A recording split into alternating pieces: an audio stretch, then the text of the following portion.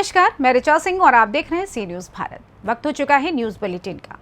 Bulletin में सबसे पहले जानेंगे कि अलीगढ़ में पुलिस ने क्यों की सपा कार्यकर्ताओं की पिटाई। वहीं आगे खबर प्रतापगढ़ से है, जहां 3 दबंगों ने लड़की को अगवा कर किया गैंगरेप। साथ ही अगली खबर प्रयागराज से है, जहां दुकान में आग लगने से लाखों का सामान जलकर हुआ खाक। और भी तमाम खबरों पर आइए विस्तार से करते हैं चर्चा। खबर गुजरात के दाहोद जिले से है, जहां शहर में पड़ाव से लेकर बस स्टेशन तक प्रशासन द्वारा दबाव हटाओ अभियान चल रहा है, जिसके तहत कई सालों से बनी पुरानी दुकानों को तोड़ा गया। गुजरात से सी न्यूज़ संवाददाता शकरा भाभोर की रिपोर्ट।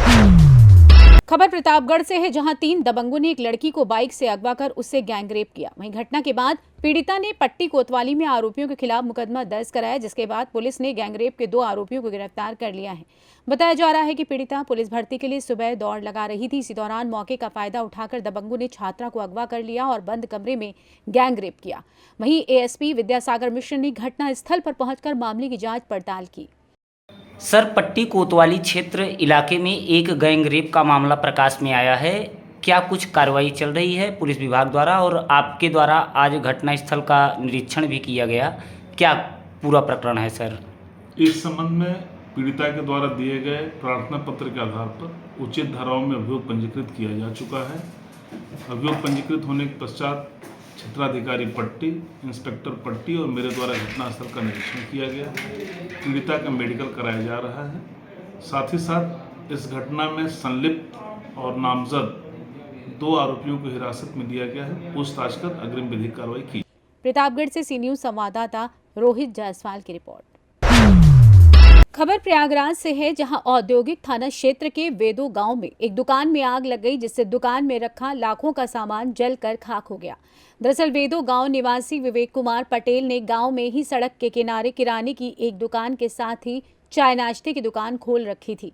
वहीं सुबह लगभग 7 बजे के आसपास समोसा पकाने के लिए कढ़ाई में समोसा डालकर बैठा था, तभी अचानक भट्टी की चिंगारी से आग छपरे में लग गई।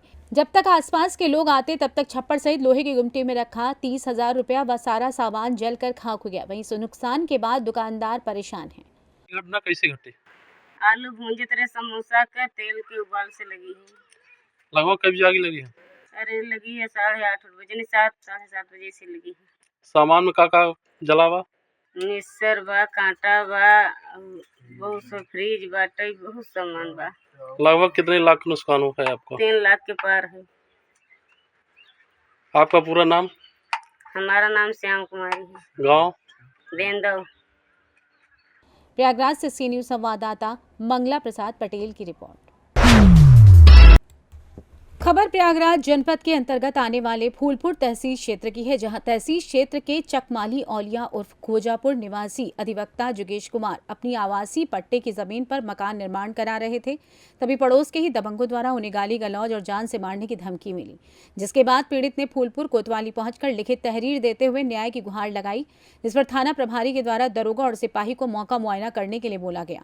मौका मुआयना करने गए दरोगा और सिपाही के द्वारा पीड़ित अधिवक्ता के भाई और परिवार को भद्दी गालियां दी गई और अधिवक्ता को भी मारा पीटा गया, जिसके बाद अधिवक्ताओं ने क्षेत्राधिकारी फूलपुर को लिखित तहरीर देते हुए कार्रवाई की मांग की और तहसील परिसर में विरोध प्रदर्शन करते हुए जमकर हंगामा काटा। प्रयागराज से सी न्यूज़ संवाददाता रणविजय की रिपोर्ट। खबर आगरा से है, जहां एसओजी टीम और थाना हरि पर्वत पुलिस के संयुक्त ऑपरेशन द्वारा बड़ी कार्यवाही की गई है। उत्तर प्रदेश, दिल्ली, हरियाणा, दरभंगा, महाराष्ट्र सहित अन्य राज्यों के व्यापारियों से ड्राई फ्रूट्स एवं मसालों का सौदा कर करोड़ों रुपए की ठगी करने वाले 6 अंतर्राज्यीय शातिर अभियुक्त गण को गिरफ्तार किया गया है। वहीं अभियुक्तों के कब्जे से लगभग 1 करोड़ रुपए से अधिक के भारी मात्रा में सूखे मेवे एवं मसाले सहित अन्य सामान बरामद हुए हैं।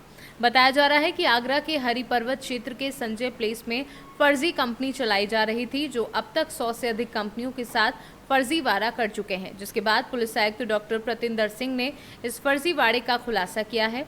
गिरफ्तार करने वाली टीम में इंस्पेक्टर अरविंद कुमार, निरीक्षक कुलदीप दीक्षित, एसआई अनिल शर्मा, एसआई मोहित सिंह समेत कई बड़े अधिकारी शामिल रहे। देखिए, फार्मर फ्रेश नाम की एक कंपनी यहाँ संजय प्लेस में जिसका ऑफिस था, वहाँ पे क्रिएट की गई। सौरभ पालीवाल ने ये कंपनी क्रिएट की। वो उससे पहले एक रिप्यूटेड कंपनी में सेल परचेज का हेड था, फिर एक दूसरी रिप्यूटेड कंपनी में उसने सेल परचेज हेड का काम किया। उसके बाद उसने अपने दोस्तों के साथ मिलके ये प्लान बनाया कि एक अपनी कंपनी क्रिएट की जाए, जॉब करने के बजाय अपना बिजनेस शुरू किया जाए।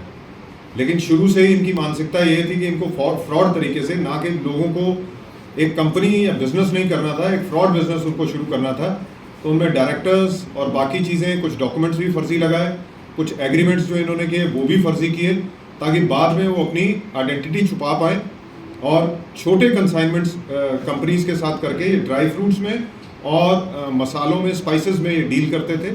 और जितने बड़े बड़े होलसेलर्स इनके संपर्क में आए, उस कंपनी में जॉब करने के दौरान उसी का फ़ायदा अपने कॉन्टैक्ट्स का उठा के इन्होंने कुछ ट्रेडर्स के साथ पहले छोटे कंसाइनमेंट लिए, उसकी पेमेंट की, फिर अपनी एक हिस्ट्री बनाई बाकी ट्रेडर्स को दिखाने के लिए कि ये जेन्युइन कंपनी है, हम जितना भी लेते हैं उसको पे करते हैं प्रॉपरली।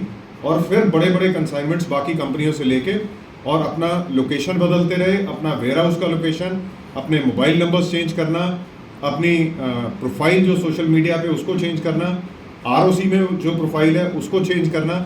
और इस तरह से फ्रॉड कंपनीज बना बना के इन्होंने जगह जगह के व्यापारियों को, विभिन्न स्टेट्स के व्यापारियों को बड़े अमाउंट का एक फ्रॉड किया उनके साथ। एक ही जो कंसाइनमेंट थी जो इन्होंने तमिलनाडु से मंगवाई थी एक जेन्युइन कंपनी से, गणेशन की वो कंपनी है, उनसे इन्होंने लगभग 2 कंटेनर्स में 1 करोड़ की कंसाइनमेंट मंगवाई थी, जिसमें अलग अलग स्पाइसेस हैं, जिसमें जीरा है, हरी इलायची है, काली इलायची है, बहुत बड़ी अमाउंट में 10,000 किलो उसमें जीरा था और बाकी भी 500-500 किलो का अमाउंट था। वो जब कंसाइनमेंट यहाँ पे आई 2 तारीख को 1 कंटेनर डिलीवर हुआ, 3 तारीख को 1 कंटेनर डिलीवर हुआ। इनके यहाँ जो यहाँ पे इनका वेयर हाउस है वहाँ पे डिलीवर हुआ। और जब उसने पेमेंट के लिए कॉल की तो इन्होंने बताया कि हमारे अकाउंटेंट जो है उसको हार्ट अटैक आ गया, मैं हॉस्पिटल से कॉल कर रहा हूँ, अभी पेमेंट नहीं कर पाएंगे, आप हमें इसको अनलोड करने की परमिशन दें। तो उन्होंने सिंपैथेटिक एटीट्यूड देखते हुए, क्योंकि उनका ऑलरेडी ट्रांसपोर्ट में भी 1.5 लाख रुपया खर्च हो गया था कंटेनर को तमिलनाडु से यहाँ तक भेजने में, तो उन्होंने इनको अलाउ किया। और जैसे ही अलाउ किया और पेमेंट के लिए प्रयास करना शुरू किया तो सभी के नंबर स्विच ऑफ हो गए। आगरा से सी न्यूज संवाददाता अनुज उपाध्याय की रिपोर्ट। खबर चतरा से है, जहां भारत सरकार के अल्पसंख्यक मंत्रालय द्वारा हज यात्रा पर जाने वाले यात्रियों के लिए आज टीकाकरण शिविर का आयोजन किया गया। इस प्रक्रिया के साथ ही हज यात्रा पर जाने वालों की सभी तैयारियां भी पूरी हो गई हैं। बता दें कि ये शिविर चतरा बिंड मोहल्ला स्थित मदरसा रसीद उल उलूम में चिकित्सा पदाधिकारी डॉक्टर अजहर के नेतृत्व में आयोजित किया गया था। इस दौरान हज पर जाने वाले कुल 56 जायरीनों का टीकाकरण किया गया। साथ ही साथ उन्हें मेडिकल फिटनेस का प्रमाण पत्र भी दिया गया। मौके पर उपस्थित प्रशिक्षक सह हज कमेटी के कोऑर्डिनेटर मौलाना नसीमुद्दीन कासमी ने बताया कि सभी हज यात्रियों को 3 चरण में प्रशिक्षण दिया गया है, जिसमें मेडिकल चेकअप से लेकर हज के दौरान पालन किए जाने वाले नियमों को लेकर टीकाकरण का कार्यक्रम शामिल था। उन्होंने बताया कि कोविड के बाद पहली बार इतनी संख्या में जायरीन हज के लिए चतरा से जा रहे हैं। साथ ही उन्होंने बताया कि सभी यात्री मई महीने के अंत तक अथवा जून माह के पहले सप्ताह में हज के लिए रांची से उड़ान भरेंगे। मैं चिकित्सा पदाधिकारी डॉक्टर मोहम्मद अजहर, सदर अस्पताल चतरा पोस्टेड हूँ। हज यात्रियों के लिए 3 फेज़ में मेडिकल का जो प्रशिक्षण होता है और मेडिकल फिटनेस होता है और लास्ट वैक्सीनेशन, इस तीनों प्रोसेस में मुझे सदर अस्पताल के सिविल सर्जन के द्वारा नियुक्ति दिया गया था। फर्स्ट स्टेज में हम लोग मेडिकल फिटनेस किए कि पेशेंट को, जो हज यात्री हैं, किन्हीं को हाइपरटेंशन, डायबिटिक या एलर्जिक डिजीज़ या कोई हार्ट डिजीज़ हो, तो उसको पहले मेडिकली फिट करने के बाद, चेकअप करने के बाद उनका फॉर्म फिलअप होता है। देन सेकेंड स्टेज होता है इन लोगों का ट्रेनिंग के लिए, जो ट्रेनिंग दिया जाता है 3 दिवसीय, वो ट्रेनिंग दिया गया मदरसा में, जो बड़ा मदरसा चतरा का है। और थर्ड स्टेज होता है वैक्सीनेशन। तो आज हम लोग यहाँ वैक्सीनेशन के लिए पहुँचे हैं, मेडिकल टीम, इसमें मेरा जो चिकित्सा पदाधिकारी का जो एक रोल है वो अपना यहाँ पे है। बाकी हमारे जो पैरामेडिकल कर्मी थे जो वैक्सीनेशन देते थे, मेल स्टाफ और फीमेल स्टाफ, उन्होंने टोटल 56 हज यात्रियों का वैक्सीनेशन किया गया, जिसमें से 30 मेल पे ये हज यात्री हैं और 26 फीमेल हैं। और मोस्ट ऑफ द जो केसेस है वो लगभग जनरल स्टेबल पेशेंट हैं। कुछ केसेस है जो एलर्जी वाले हैं और कुछ हाइपरटेंसिव है, कुछ डायबिटिक है। और जो बताया जा रहा है नसीम साहब के द्वारा कि 25 या 26 तारीख से लेकर के 5 तारीख के बीच में हज यात्रियों का यहाँ से रवानगी होगी। चतरा जिला का इस बार जो है यानी 2023 में कोविड के बाद जो है सबसे ज़्यादा लोग इस बार जा रहे हैं। बीच में कोविड का मामला आ गया था तो बहुत कम लोग जा रहे थे। इस बार जो है 56 लोग जा रहे हैं, जिसमें जो है 30 जो है मेल हैं और बाकी सब फीमेल लोग हैं। इससे पहले जो है क्या कहते हैं उसको मेडिकल फिटनेस का काम हुआ था, जो हॉस्पिटल में डॉक्टर अजहर साहब की देख रेख में किया गया था। और बीच में जो है फिर प्रशिक्षण दिया गया इनको। एक प्रशिक्षण हुआ 3 तारीख को जो स्टेट हज कमेटी की तरफ से दिया गया। दूसरा फिर 7 तारीख को हुआ, वो भी प्रशिक्षण हुआ इसी स्कूल में, मदरसे में। और तीसरा जो है आज वैक्सीनेशन का काम चल रहा है, और प्रशिक्षण भी है, वैक्सीनेशन भी है।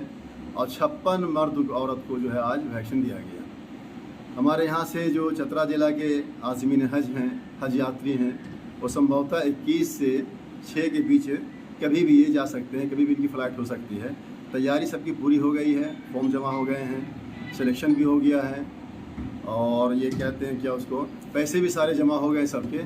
अब सिर्फ इनको जाना है, तैयारियां पूरी कर ली गई हैं, सब लोग जाने वाले। चतरा से सी न्यूज़ संवाददाता लकी की रिपोर्ट। खबर पाकुड़ से है, जहां सिद्धू कान्हू पार्क में स्थित सिद्धू कान्हू प्रतिमा का असामाजिक तत्वों ने हाथ तोड़ दिया, जिससे नाराज छात्रों ने केकेएम छात्र छात्राओं को सिद्धू कान्हू के छठे वंशज मंगल मुर्मू की अध्यक्षता में शुक्रवार को विरोध प्रदर्शन किया। आक्रोशित छात्र छात्राओं ने उपायुक्त आवास के समीप पाकुड़ हिरनपुर मुख्य सड़क जाने वाले मार्ग को करीबन 3 घंटे तक अवरुद्ध कर दिया। सिद्धू कान्हू के वंशज की मांग है सिद्धू कान्हू पार्क जिस संवेदक को दिया गया है उसके ऊपर कड़ी कार्यवाही हो, क्योंकि देखरेख करना उनकी जिम्मेदारी है। वहीं जल्द से जल्द पीतल की नई प्रतिमा को स्थापित भी करने की मांग की गई। वहीं सूचना मिलते ही पाकुड़ पुलिस वहां पहुंची और आदिवासी छात्र छात्राओं को समझा बुझाकर रास्ता खुलवाया गया, लेकिन सिद्धू कान्हू के वंशज द्वारा सिद्धू कान्हू पार्क में मेन गेट पर ताला मारकर बंद कर दिया गया है और उन्होंने कहा कि जब तक हमारी मांगें पूरी नहीं हो जाती तब तक पार्क बंद ही रहेगा। जिसके बाद पुलिस ने आश्वासन दिया कि शरारती तत्व को जल्द पकड़कर कार्यवाही की जाएगी। पुलिस के आश्वासन के बाद आदिवासी छात्र छात्राएं शांत हुए। इस दौरान मौके पर एसडीओ हरिवंश पंडित, महेशपुर एसडीपीओ नवनीत हेब्रम समेत तमाम पुलिस बल मौजूद रहा। सीधा कान्हू मुर्मू पार्क में जो है सीधा कान्हू की प्रतिमा पर बार बार यहाँ पे अत्याचार हो रही है। आप यहाँ पे देख सकते हैं, आज शाम की घटना है। देखिए यहाँ पे प्रतिमा को क्षति पहुँचाई गई है और जहाँ तक की बात है ये बार बार घटना घट रही है। और शंभू नंदन जो है यहाँ टेंडर लेके कहीं ना कहीं यहाँ के आदिवासियों के साथ खिलवाड़ कर रहे हैं। सीधा कान्हू मुर्मू के नाम से यहाँ पे पैसा वसूली की जा रही है। लेकिन ये पार्क में यदि आप देखेंगे तो कई इस प्रकार की घटनाएं घट रही है जो कि यहाँ पे नहीं घटना चाहिए। आप यहाँ पे देख सकते हैं सीधा कान्हू मुर्मू के प्रतिमा पर अत्याचार तो हो ही रहा है, बार बार क्षतिग्रस्त हो रही है। उनसे जिला प्रशासन द्वारा कई बार बोला भी गया कि नहीं सीसीटीवी कैमरे के निगरानी में आपको रखना होगा, बावजूद अभी तक सीसी कैमरे के निगरानी में नहीं रखा गया। दूसरी बात ये भी है, देखिए शंभू नंदन भगत जो है यहाँ पे शादी करा रहे हैं, ये शादी करने की जगह तो नहीं है। देखिए इस प्रकार की कई जो है घटना घटती है जो कि बर्दाश्त से बाहर हो जाती है। इसी को लेके आज हम लोग धरना के माध्यम से यही जिला प्रशासन को हम लोग सूचित कर रहे हैं कि जितना जल्दी हो सीधा कान्हू मुर्मू की प्रतिमा अविलंब नया से बनाया जाए और सीसीटीवी कैमरे के निगरानी में रहे और शंभू भगत को टेंडर से अविलंब हटाया जाए। यहाँ पर पुलिस पहुंची है, अभी तक कुछ आश्वासन नहीं मिली है और जब तक आश्वासन तो क्या, जब तक जितना जल्दी हो यहाँ पे सीधा कान्हू मुर्मू की प्रतिमा मरम्मत नहीं होती है नया से, तब तक ये आंदोलन हम लोग का चल। जानकारी मिली है कि जो सिद्धू कान्हू पार्क है उसमें जो मूर्तियां हैं सिद्धू कान्हू की, उनमें से एक मूर्ति का एक हाथ का हिस्सा टूटने का जानकारी मिला है। तो हम लोग छात्र संघ से और जो भी लोग हैं और यहाँ के जो भी प्रतिनिधि हैं उनसे बात कर रहे हैं और जल्दी ही इसका एमिकेबल हल है वो निकाला जाएगा। मॉर्निंग को सूचना मिली जहां सिद्धू कान्हू पार्क जो बनाई गई है पाकुड़ में, सोशल मीडिया के माध्यम से और यहाँ के लोकल जो हमारे कॉलेज के हॉस्टल के छात्र लोग ने मुझे फ़ोन करके ये फ़ोटो मुझे सेंड किया था, जिसमें हमारे पूर्वज वीरवांटा शहीद सिद्धू कान्हू की जो प्रतिमा यहाँ पे स्थापित की गई थी उनकी पूरी तरह से हाथ तोड़ दी गई है। इसमें से हमारे आदिवासी पूरे नाराज़गी है, दुखी है, आक्रोश है। इन्हीं के बदौलत एक देश आज़ादी मिली है। आज के डेट में आज़ादी मिलने के बाद ही हमारे पूर्वज संथाल परगना पूरे देश लोग यहाँ मान सम्मान देते हैं, लेकिन आज हमारे संथाल परगना में हमारे पूर्वज की इस तरह दिन प्रतिदिन यहाँ घटना घटती है। मैंने भी पहले भी यहाँ भी जो अभी प्रतिमा सिदो कान्हू हमने चेक किया, काफ़ी दोनों ही प्रतिमा हाथ टूटी हुई है, लेकिन ये हमें बड़ी आक्रोश से बड़ी दुखित है। और हमारी मांग है जो यहाँ के जो पार्क संचालन कर रहे हैं उनमें क्या उनका क्या यहाँ क्या रोल है, जो इनके नाम से एक पार्क संचालन कर रहे हैं, हमारे पूर्वज प्रतिमा सुरक्षा नहीं है, उनका क्या है, यहाँ क्या संचालन के उनके नाम से पार्क बना गया, लेकिन उनका यहाँ पे पूरी उनका लापरवाही के कारण से ही हमारे प्रतिमा आज के डेट में क्षतिग्रस्त की गई है। इनमें हमारे मांग है कि जो इनमें जो घटना घटी है, जो गलत व्यवहार किया है हमारे पूर्वज के साथ, उनमें चिन्हित करके उनको जेल की सज़ा मिले। साथ ही जो यहाँ पे जो पार्क संचालन कर रहे हैं उनके पर भी कार्रवाई होनी चाहिए, उनका भी जिम्मेदारी या कर्तव्य बनता है ये प्रतिमा को कैसे सुरक्षा हो। और साथ ही साथ यहाँ पे कई बार हमने सोशल मीडिया के माध्यम से जानकारी मिली है, यहाँ कई बार यहाँ पे प्रतिमा के साथ घटना घटी है। जो यहाँ ठेकेदारी है जो लिए हैं आप इस पार्क को डेवलप करने के लिए, उनका भी एक जिम्मेदारी बनता है कि हमारे प्रतिमा कैसे सुरक्षा हो, उनका भी इस पर कार्रवाई होना चाहिए। जो यहाँ टेंडर लिए हैं उनका अविलंब का रद्द हो। साथ ही साथ यहाँ प्रतिमा तो बनाए गए लेकिन उनमें सेफ नहीं है। हमारी मांग है प्रतिमा को सेफ हो, आप पीतल के द्वारा यहाँ प्रतिमा का स्थापित हो। साथ ही साथ यहाँ फूलो जानों का प्रतिमा भी यहाँ पे निर्माण हो। साथ ही बाहर में जहाँ एक वहाँ पे स्टैचू टाइप का बनाया गया है, वहाँ पे नागाड़े के रूप में यहाँ स्थापित करने का हम लोग यहाँ पे पूरे आदिवासी समाज छात्र यहाँ पे हम लोग चेक कर रहे हैं और धरना पे बैठे हुए हैं। जब तक हमारी ये मांग पूरी नहीं होती तब तक हम लोग धरना पे बैठेंगे। क्या नाम है सर आपका? मैं मंडल मुर्मू, वीर शहीद सिदो कान्हू मुर्मू के वंशज, छठे वंशज के हैं। पाकुड़ से सीनू संवाददाता अभिषेक तिवारी की रिपोर्ट। खबर पलामू से है, जहां उपायुक्त के निर्देश पर प्रधानमंत्री आवास लाभुक दिवस के अवसर पर पाटन प्रखंड के सभी पंचायत में 1539 प्रधानमंत्री आवास योजना को पूर्ण करने को लेकर कार्यक्रम का आयोजन किया गया। इस कार्यक्रम में पंचायत स्तर के चिन्हित लाभुकों के साथ बैठक कर उनके साथ आवास निर्माण में हो रही समस्याओं की जानकारी प्राप्त कर 30 जून तक आवास निर्माण पूर्ण करने का निर्देश दिया। बता दें कि ये कार्यक्रम 11 मई से 30 जून तक प्रत्येक गुरुवार को पंचायत सचिवालय में आयोजित किया जाएगा, जिसे 30 जून 2023 तक पूर्ण कराया जाना है। वहीं 30 जून तक अभियान के तहत 11 मई से लेकर प्रत्येक गुरुवार को संपूर्ण झारखंड में एक साथ प्रधानमंत्री आवास लाभुक दिवस मनाया जाएगा। आवास दिवस का स्लोगन होगा, आपकी समस्याओं का होगा समाधान, अब नहीं होगा कोई परेशान। वहीं कार्यक्रम का उद्घाटन प्रखंड के कर्मी एवं पंचायत प्रतिनिधि ने सामूहिक रूप से दीप प्रज्वलित कर किया। इस दौरान मौके पर पंचायत के मुखिया अजय पासवान, पंचायत सेवक अनिल पासवान समेत पीएम आवास योजना ग्रामीण के कई लाभुक मौजूद रहे। पाटन से सीनू संवाददाता पंकज शर्मा की रिपोर्ट। पिछले कुछ दिनों से मऊगंज तहसील में बनाए गए सिंचाई के बड़े बांधों को लेकर उसकी घटिया इंजीनियरिंग और कंस्ट्रक्शन का काम हो रहा है। इस बात को लेकर एक्टिविस्ट शिवानंद द्विवेदी, जल संसाधन विभाग के retired chief engineer Sher Bahadur Singh Parihar एवं अन्य तकनीकी अधिकारियों के साथ मौका मुआयना किया गया, जिसमें कई सारी कमियां सामने आई। अमूमन सुदूर ग्रामीण क्षेत्रों में जल संसाधन विभाग द्वारा कराए जा रहे कार्यों का जायजा लेने ना तो अधिकारी पहुंच पाते हैं और ना ही गाँव वाले उतना ध्यान दे पाते हैं, जिसकी वजह से कमीशनखोर अधिकारियों, भ्रष्ट नेताओं और ठेकेदारों की मिलीभगत से बंदरबाट चलता रहता है। लेकिन इन कार्यों को ध्यान से देखा जाए तो स्पष्ट तौर पर कमियां नजर आती हैं। और वहीं आज इस कड़ी में शेर बहादुर सिंह परिहार के द्वारा कंस्ट्रक्शन की कमियों के बारे में बताया गया। उन्होंने बताया कि मटेरियल क्वालिटी सही नहीं है और कॉलर जॉइंट सही नहीं किया गया है, जिसकी वजह से वाटर लीकेज की वजह से पानी बाहर निकल जाएगा। देखिए, इस मामले को लेकर चीफ इंजीनियर ने मौके पर उपस्थित होकर कैसे टूटे हुए बांध के एक एक भाग को विस्तार से बताया। गड़बड़ी आपको समझ में आ रही है? गड़बड़ी ये है कि जो कंक्रीट कर रहे हैं इसमें कोई डेट नहीं, किसी जिस डेट पे कौन सी लेयर बनी है और उसकी कम से कम 21 दिन क्यूरिंग होनी चाहिए, तो भी कोई डेट नहीं से पता चलता कि क्यूरिंग कितने दिन तक करनी है। दूसरा एक कॉलर जॉइंट पे इनका विशेष ध्यान है, क्यूरिंग इनकी बिल्कुल नहीं, पूरे ड्राई पड़े हुए हैं, क्यूरिंग नहीं हो रही थी। जब क्यूरिंग नहीं करें कंक्रीट में तो क्या स्ट्रेंथ गेन होगी इसकी। सही है। और कॉलर जॉइंट जितने जो स्थिति पहले बनी थी, कॉलर जॉइंट ठीक न होने के कारण इस प्रकार की सीपेज हुआ और इस प्रकार से पॉकेट बनी, जो पॉकेट बनी हुई है ये दिख रही कि इसके पाइप के बगल से सीपेज हुआ और मिट्टी के बहाता चला गया, बाद में फेलोर हो गया। यही स्थिति फिर हो जाएगी यदि इन्होंने केयरफुली हर जॉइंट पे प्रॉपर कॉलर नहीं देखा, बॉटम पे इन्होंने पूरी केयर नहीं की कि पूरा लीकेज एक बूंद इसका टेस्टिंग करें, जांच करें और क्योरिंग प्रॉपर करें। और कॉलर जॉइंट बनाने में इस तरह की जो बोरी पैक कर करके उसमें भरा हुआ है और फिर कहते हैं हम बोरी निकाल कर कैसे पैक करते होंगे, कोई बताने वाला तो है नहीं इंजीनियर, एक क्योरिंग करने वाला एक आदमी है।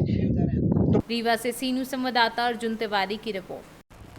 फिलहाल न्यूज बुलेटिन में बस इतना ही। देश दुनिया की तमाम खबरों को जानने के लिए देखते रहें सी न्यूज़ भारत। हर खबर आपके साथ, आपके हाथ।